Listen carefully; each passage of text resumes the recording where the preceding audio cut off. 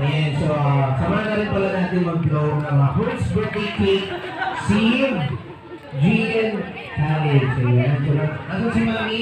At saka si Daddy? Kasama ko si Alex.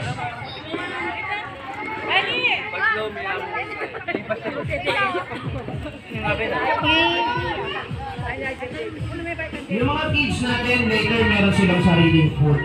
Pupulat tayo dito sa ating mga kiddie chairs. So kailangan natin ng dalawang adult chairs, mamaya. Wala akong lighter. Sino po may lighter? Lighter po? Meron po dyan? Ay, yun. Ay, miss. Miss daw siya. Hindi naman siya miss. Ay, miss.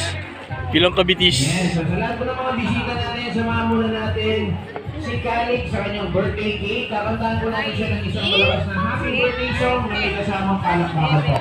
Bago tayo kumain.